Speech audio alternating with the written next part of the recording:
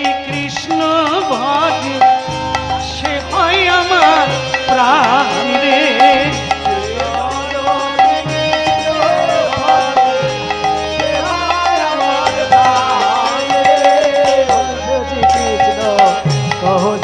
নিতাই গৌর হরিব বল ভজ শ্রীকৃষ্ণ লহ শ্রীকৃষ্ণ লহ শ্রীকৃষ্ণের নাম রে। ভজ শ্রীকৃষ্ণ লহ শ্রীকৃষ্ণ লহ শ্রীকৃষ্ণের নাম রে। হরি হরি বল। যাক বাবা, সকালবেলা কীর্তন হয়ে গেল, এবার গুট গুট করে রাজপ্রাসাদে চলে গেলে কি হলো। ভক্তমণ্ডলী মায়েরা সকলে পৌঁছে গেল। ওদিকে সুধন নাও তাড়াতাড়ি করছে, 1 মিনিট দেরি হয়ে গেলে তেল ফুটছে। এ ভয় মাথায় রাখতে হবে। রেখে মা মা মা কোথায়? মা বলছে কিরে আজ যে একবার সুন্দর করে সেজে নিলাম। বলে হ্যাঁ মা, এবার শুধু আপনার আশীর্বাদ পেলেই হবে। আশীর্বাদ করো মা।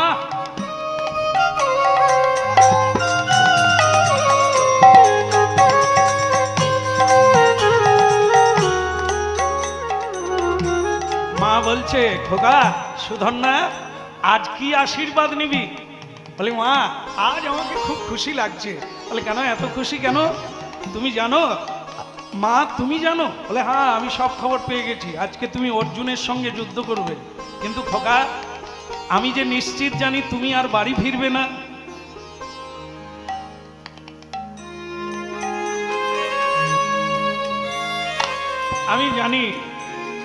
আমি জানি মা, এ সারা অনন্ত পৃথিবীতে অর্জুনের সঙ্গে কেউ পেরে উঠবে না, কারণ স্বয়ং ভগবান তার সহায় আছে, এই জন্য পারবে না। আমিও পারব না, আমি জানি। কিন্তু জানো মা, ওটার জন্য নয়, জয় পরাজয় প্রতিটি মানুষের জীবনে থাকবে। যুদ্ধ দুজনে হয় মা, এক পক্ষ না হারলে আর এক পক্ষের জয় হয় না। আমি জয় পরাজয় নিয়ে আসিনি তোমার কাছে।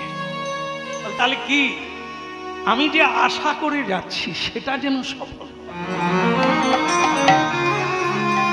মাগো, হেরে যাওয়া জয় লাভ করা জয় আর পরাজয় নয়, জীবন সার্থক না মা।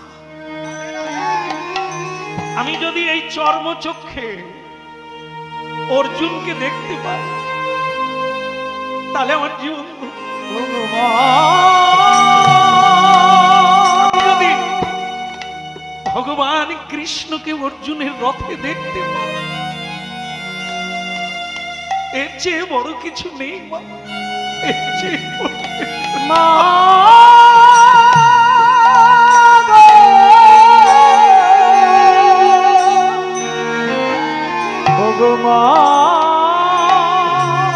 জানো মা, ত্রেতা যুগে আমি শুনেছি রাম রাবণের যুদ্ধ হয়েছিল। রাবণের দলে যারা ছিল তারা মরার পরে সব মুক্তি পেয়ে চলে গেল। হ্যাঁ, কিন্তু রাম ঠাকুরের দলে যারা ছিল তাদের মুক্তি হলো না। স্বয়ং ব্রহ্মা এলেন, কমলন্দু জল ছড়িয়ে তাদের বাঁচালো। তাহলে আমার প্রশ্ন, কেন তাদের মুক্তি হলো না? রামের দলে থাকলো মুক্তি হলো না, কিন্তু যারা রাবণের দলে ছিল তাদের মুক্তি হলো। বিষয়টা বুঝুন কি? কেন না, যারা রাবণের দলে ছিল তারা সব সময় বলতো রামকে মারবো, রামকে মারবো, রামকে মারবো, রাম নাম করছে। আবার যখন যুদ্ধে যায় তখন তারা রামকে সম্মুখ থেকে দেখে, তাই রামকে দেখে তারা মরল, মুক্তি হয়ে গেল। আর রামের দলে যারা ছিল তারা অহংকার করত আমরা রামের দলে আছি, এবং রামকে পিছনে রেখে তারা এগিয়ে থাকতো নরবানরেরা। তাই রাবণকে দেখে মরেছিল, রাক্ষসকে দেখে মরেছিল, তাই তাদের মুক্তি। তাই এই যে সংসারও একটি যুদ্ধ, গোবিন্দকে দেখতে দেখতে, সাধুদের দেখতে দেখতে যদি মৃত্যু হয় তাহলে জীবনটা হবে ধন্য। তাই মা আমার কামাকর্ণ বাসনা নেই মা। এ রাজ্য নিয়ে কি হবে, ধন সম্পদ নিয়ে কি হবে, ও তো আমার সঙ্গে যাবে না। আজকের যুদ্ধে যদি আমি অর্জুনকে এবং গোবিন্দকে দর্শন করি, আমি তার বেশি কিচ্ছু চাই না মা।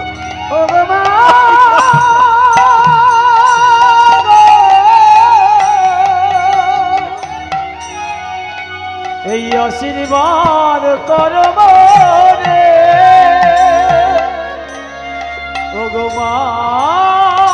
কুলং কুলং পবিত্রং জননী কেদার্থা। আমি কাঁদি না রে, তোর মতো ছেলে গর্ভে কজন মা ধরতে পারে, তাই তোমার মতো ছেলেকে পেয়ে জননী কেদার্থা। আজ আমার জননী নামটা সার্থক হয়ে গেল যে তোমার মতো একজন বৈষ্ণব সন্তানকে আমি গর্ভে দিচ্ছি। একটা ছেলের জন্য আজ কুল পবিত্র হয়ে গেল, দেশ পবিত্র হয়ে গেল। ধন্য বেটা, আমার পুরো আশীর্বাদ তোমার জন্য থাকলো।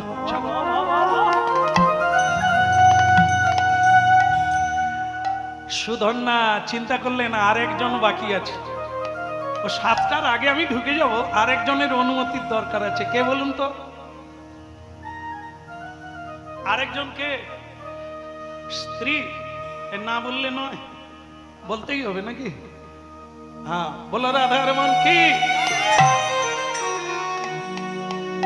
যার মা ভালো তার ছা ভালো। সংসার সুখের হয় পুরুষের গুণে। ভুল হয়ে গেছে, আসলে মাথায় রোদ লাগছে তো। সংসার সুখের হয় রমণীর গুণে, কিন্তু কজন আর রমণী জানে কোন গুণে? যারা স্বামীর আগে খেয়ে নেয় তাদের গুণে, যারা সকাল থেকে ঝগড়া শুরু করে এটা দাও ওটা দাও তাদের গুণে। ও তো আগুন লেগে যায়। একটা হচ্ছে পত্নী আর একটা পেতনি।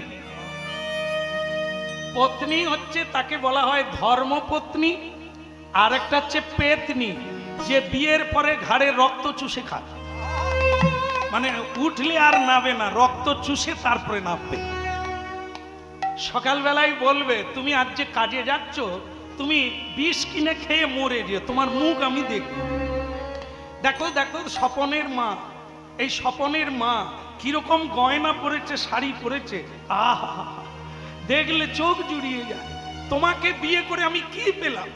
একটা ভালো শাড়ি পর্যন্ত দিতে পারলে না, তোমার বিষ খেয়ে মরা উচিত। এরা কারা মা? এরা হচ্ছে পেতনি। ওই যে ঘাড়ে চাপলো না, দেখবেন ওই অ্যাক্সিডেন্ট হয়ে মারা যাবে। এমন চিন্তা করতে করতে আসবে, এত খেটেও যদি না স্ত্রী হাসে তাহলে আর শান্তি আছে কোন দেশে? তো এক সময় ওরা অ্যাক্সিডেন্ট হয়ে যায়, ওরা বিষ খেয়েই মরে যায়। তাহলে ভক্তমন্ডলী মায়েরা, এ হচ্ছে পেতনি। পত্নী কারা?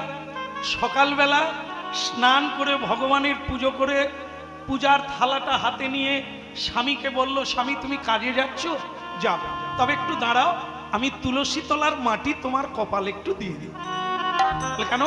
বলে শোনো, তুলসী তলার মাটি যদি কপালে থাকে তাহলে তোমার কপাল ভালো হলো, ভাগ্য ভালো হলো, ভগবানের কৃপা থাকবে। আমার জন্য শাড়ি লাগবে না, আমার জন্য অলংকার লাগবে না, ভালো খাওয়ার লাগবে না, শুধু অনুরোধ তুমি অন্যায়ভাবে রোজগার করো না, যেটুকু পাবে সৎভাবে উপার্জন করো, ভগবানকে ভোগ লাগিয়ে প্রসাদ পাবো, আর কিছু বুঝতে পেরেছেন মা? এই হলো পত্নী, যাকে সঙ্গে রাখলে ঈশ্বর কৃপা হবে। তাই এই জন্য বলা হয়েছে সংসার সুখের হয় রমণীর গুণে। কোন রমণী? স্বয়ং অনুসুয়া দেবী, অত্রি পত্নী অনুসুয়া, সপ্ত ঋষির একজন। তিনি সীতামাকে বলেছিলেন, মারে এমন শিক্ষায় শিক্ষিত হতে হবে, নারী ছাড়া সংসারকে কে সুখী করবে? তাই তোমাকে আমি সেই শিক্ষাগুলো দেব যা আমি জীবনে পেয়েছি। তাই সীতামা শিক্ষা গ্রহণ করেছিল অনুসুয়া মায়ের কাছে। অনুসূয়া মা তাকে বলেছিল, আমি তোমায় কতকগুলি তত্ত্ব শিখিয়ে দেব, যেগুলো শিখলে তুমি সংসারের সবাইকে সুখী করতে পারবে।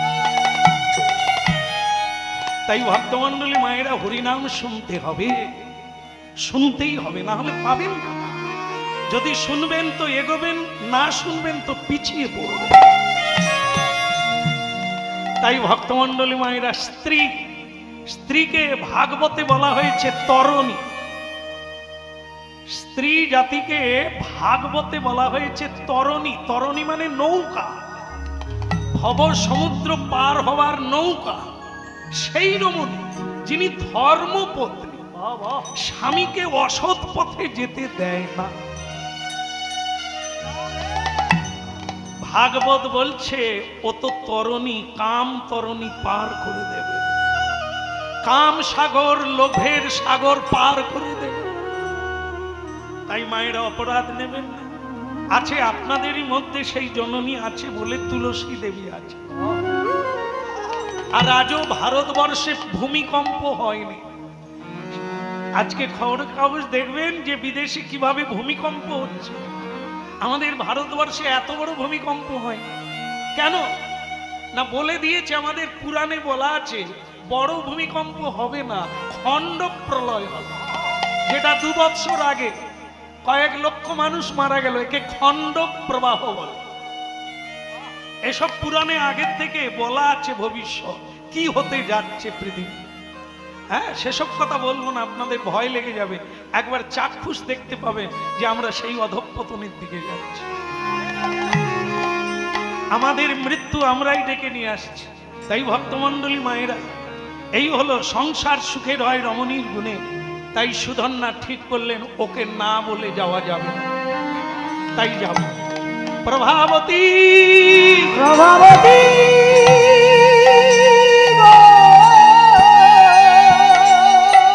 প্রভাবতী প্রভাবতী, এসো স্বামী, আমি পুজোর ঘরে। ও তুমি পুজোর ঘরে, আর আমি তোমাকে খুঁজে বেড়াচ্ছি। আচ্ছা আচ্ছা, জানো আজ আমি একটা জায়গা যাচ্ছি। জানি, তুমিও জানো। ওদিকে মাকে জিজ্ঞাসা করলাম, মাও জানে। তুমি তো অন্তঃপুরের বাইরে যাও না, তা জানলে কি করে? মেয়েরা অন্তঃপুরের বাইরে যাওয়ার লাগে না। মেয়েরা যদি স্বামীকে নারায়ণ জ্ঞানে সেবা করে, ভগবান বিষ্ণুর পুজো করে, সত্যের পথে দাঁড়িয়ে থাকে, ও বাড়িতে বসেই ত্রিভুবনের খবর জানে। এই তোমার জন্যই তো আমি পুজো করছি। একটা মালা গেঁথেছি, তোমার গলায় দেব।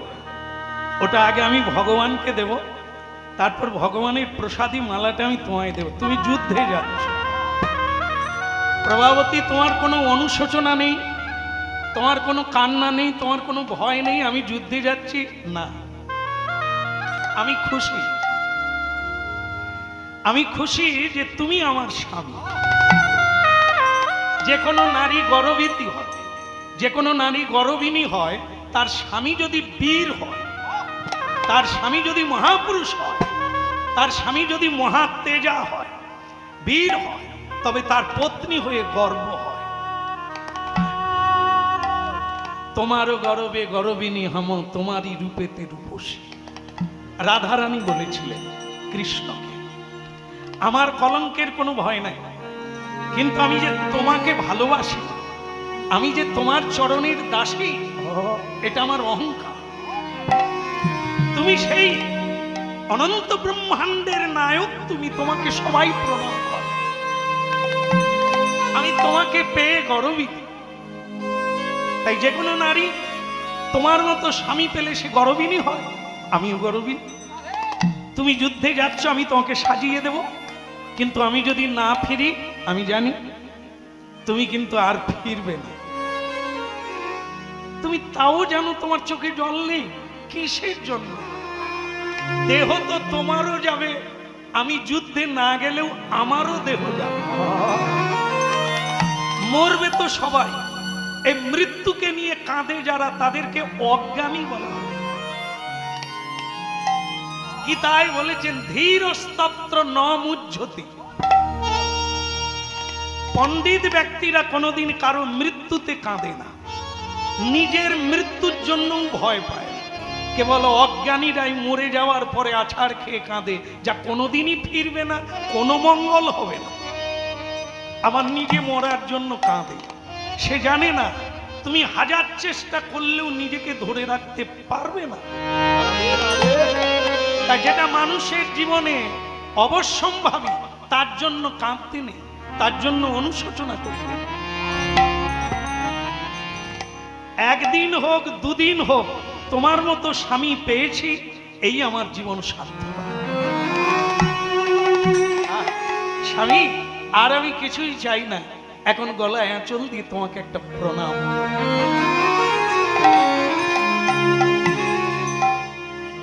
কি দিয়ে বুঝিব তোমার ওগো স্বামী, কি দিয়ে বুঝিব তোমায় কি দিয়ে বুঝিব তোমায় স্বামী, স্বামী গো, কি দিয়ে বুঝিব তোমায় স্বামী, কি দিয়ে বুঝিব তোমায় স্বামী, স্বামী কি দিয়ে বুঝিব তোমায় স্বামী। আমি কি দিয়ে বুঝিব তোমায় স্বামী, স্বামী গো, কি দিয়ে বুঝিব তোমায় স্বামী। জীবন যৌবন সপেছি তোমার, মন প্রাণী দিয়ে জেনেছি তোমার। জীবনে বনে সপেছি তোমায়, প্রাণ দিয়ে জেনেছি তোমার। কি দিয়ে পুজিব স্বামী, স্বামী গো, কি দিয়ে পুজিব তোমার স্বামী। আমি কি দিয়ে বুঝিব তোমায় স্বামী, স্বামী গো, কি দিয়ে বুঝিব তোমায় স্বামী। দেরি হয়ে যাচ্ছে, দেরি হয়ে যাচ্ছে, একটু তাড়াতাড়ি করো প্রভাবতী। আমি তোমায় মালা পরিয়ে দিলাম, তোমায় সাজিয়ে দিলাম, কিন্তু আমার একটা কথা আছে। কি কথা?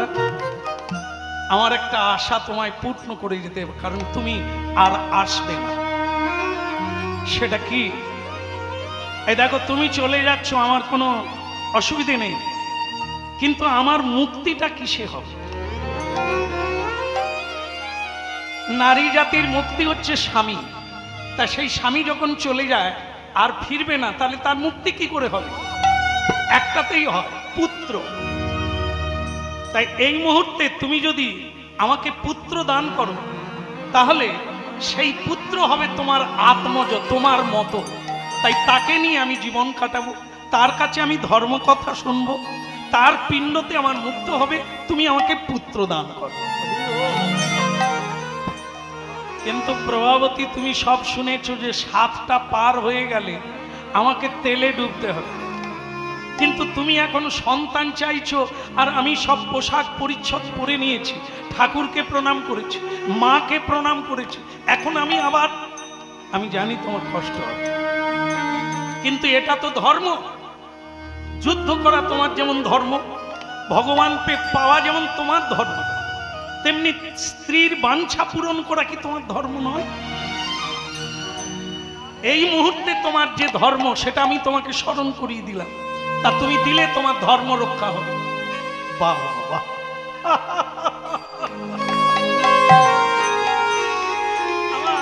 আমার শুনে ভালো লাগলো যে তুমি তত্ত্বজ্ঞ। আমি আসছি। পোশাক পরিচ্ছদ সব খুলে স্ত্রীকে আলিঙ্গন করলেন, মিলন হলো।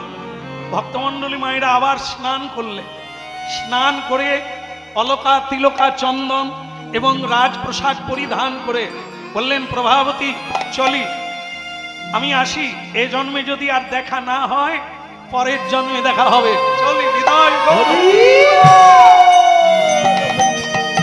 জয় গোবিন্দ জয় গোপাল, জয় গোবিন্দ জয় গোপাল, জয় গোবিন্দ জয় গোপাল, বলো জয় গোবিন্দ জয় গোপাল, কেশব মাধব দীন দয়াল, কেশব মাধব দীন দয়াল, জয় গোবিন্দ জয় গোপাল, জয় গোবিন্দ জয় গোপাল, জয় গোবিন্দ জয় গোপাল, শ্যাম সুন্দর কানাইয়ালা, বলো শ্যাম সুন্দর কানাইয়ালা, শ্যাম সুন্দর কানাইয়ালা, বলো শ্যাম সুন্দর কানাইয়ালা, গিরিবরধারী নন্দ, বলো গিরিবরধারী নন্দদুলাল, বলো গিরিবরধারী নন্দদুলাল, জয় গোবিন্দ জয় গোপাল, জয় গোবিন্দ জয় গোপাল, জয় গোবিন্দ জয় গোপাল, জয় গোবিন্দ জয় গোপাল, উলুধ্বনি শঙ্খধ্বনি করে যত নারী, বলো ধনী আমি এদের থামিয়ে দিয়েছি আপনার এর উলুধ্বনিটা নেব বলে, হবে না? আচ্ছা ঠিক আছে ঠিক আছে, আমি মেনে নিলাম কম হচ্ছে এই কারণে যে এখনো খাওয়া হয়নি, না জোর হবে। তাহলে আরেকবার, উলুধ্বনি শঙ্খধ্বনি করে যত নারী, বাহ এবার জোর হয়েছে, মেনে নিলাম। হরি হরি ধ্বনি করে ভকত মণ্ডলী, জয় গোবিন্দ জয় গোবিন্দ, জয় গোবিন্দ জয় গোপাল, কেশব মাধব নন্দ দুলা, কেশব মাধব নন্দদুলাল, জয় গোবিন্দ জয় গোপাল, বলো জয় গোবিন্দ জয় গোপাল, বলো জয় গোবিন্দ জয় গোপাল, জয় গোবিন্দ জয় গোপাল, হরি বল। হরি বল। ভক্তমণ্ডলী মায়েরা, কটা বাজে? 7টা বাজেনি, সে অনেক আগে পার হয়ে গেছে। এদিকে সেই চশমা, সে রাজার কাছে এসে বলছে, জয় জয় মহারাজ কি। কটা বাজে মহারাজ? সবাই তো এসে গেছে, আপনার সুপুত্র, মানে জানেন কৃষ্ণ ভক্তের পিছনেও লোক লাগে, আপনি সুরাপান করে রাস্তায় পড়ে থাকুন, ওরে বাবা রে পড়ে আছিস রে বাবা। ওকে ধরে গাড়িয়ে করে বাড়িতে দিয়ে আসবে, আপনাদের ছেলে রাস্তায় পড়ে আছে, হ্যাঁ নিয়ে নেন, গুছিয়ে রাখুন।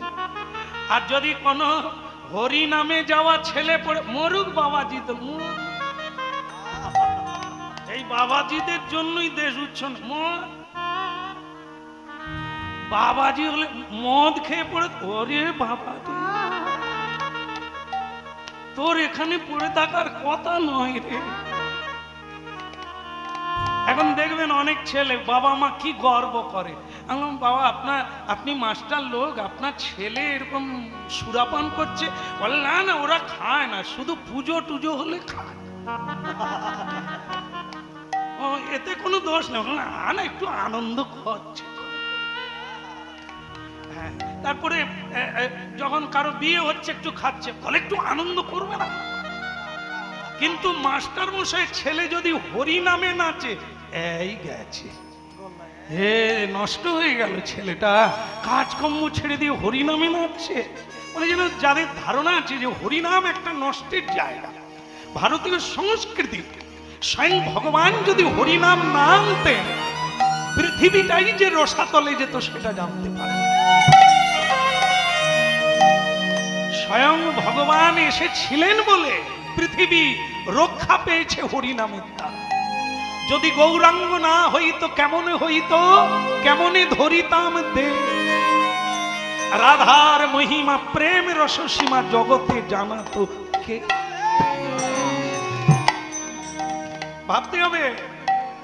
আজকে বহু মেয়েরা আর নারী ধর্ম রক্ষা করে না, তা বলে পৃথিবী উচ্ছন্নে যায় না। কেন বলুন তো? এখনো মায়েরা আছে যারা গলায় কাপড় দিয়ে তুলসী তলায় গিয়ে সংসারের মঙ্গল কামনা করে। এ পৃথিবীতে এখনো অনেক সাধুরাই আছেন যারা চোখের জল দিয়ে ভগবানের কাছে জানাচ্ছে, হে ভগবান, জগতের মঙ্গল করো।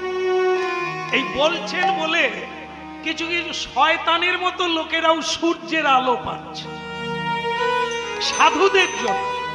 এই যে ফুল ফুটছে শয়তানের জন্য নয়, সাধুদের জন্য। তার মানে ধরে নেন সাধু আছে, ধরে নেন ধর্ম এখনো আছে। ধর্ম নেই কি করে বুঝবেন? ধর্ম নেই সেদিনই বুঝবেন যত ভারতবর্ষের দেশে বিদেশে বট গাছ আছে উল্টে যাবে। এখনো যাচ্ছে। আমি আগেই বলেছি ভয়ঙ্কর কথাগুলো ধরাবো না, আপনারা কেঁদে উঠবেন যখন দেখবেন যে বট গাছগুলো অল্প বাতাসে উল্টে যাচ্ছে, মরে যাচ্ছে, এখন আবার কেটে দিচ্ছে। তার মানে জানুন ধর্ম কাটা হচ্ছে, হ্রাস পাচ্ছে। গঙ্গার জল শুকিয়ে যাবে, গাছে ফল থাকবে না, গরুর বাটে দুগ্ধ থাকবে না, স্ত্রী জাতি সতীত্ব রক্ষা করবে না। এগুলি পুরাণে ভবিষ্যৎবাণী করে দিয়েছে। সেদিন যবনে পরিণত হবে পৃথিবী, আর সেই যবনকে বিনাশ করার জন্য কল্কি অবতার হবে। এখনই অনেকেই দেখবেন ওসব ভগবান টগবান নেই, বাবার শ্রাদ্ধ মায়ের শ্রাদ্ধ করার দরকার নাই, এসব কুসংস্কার। হ্যাঁ, ও পাত পেড়ে খাওয়ার দরকার নাই, বিছানায় খাওয়া যায়, খাচ্ছে। তার মানে যাচ্ছে কোন দিকে?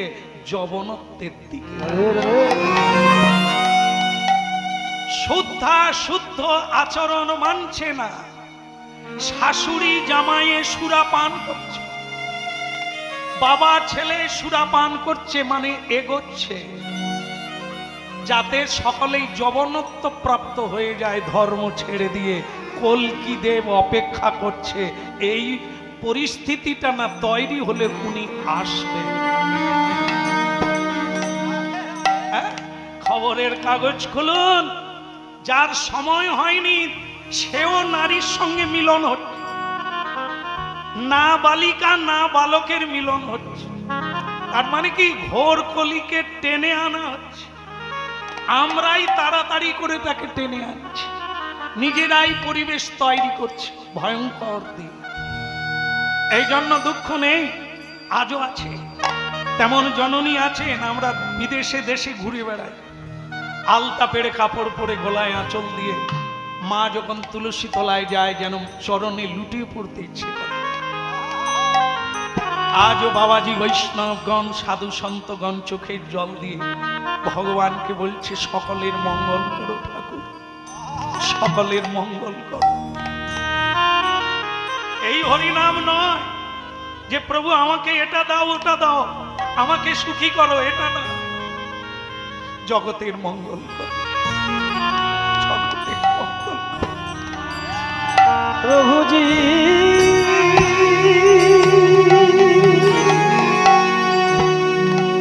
তুমি কৃপা করো। ভারী চমৎকার। আজকে যাদের জন্য আমরা এই হরিনাম গাইবার শোনার সুযোগ পেয়েছি তারা হলো এই কমিটি শুদ্ধ ভক্ত, ভিক্ষা করেই করেছে, কিন্তু ওদের ইচ্ছা এই মুহূর্তেও একটু মাধুকরী করবে, করুক ভগবানের জন্য। যার যেমন সাধ্য অনুসারে আপনারা দান দিয়ে নিজেদের জীবন ধন্য করবেন, এইটুকু বলা থাকলো। বলো বলো শ্রী রাধা মাধব কি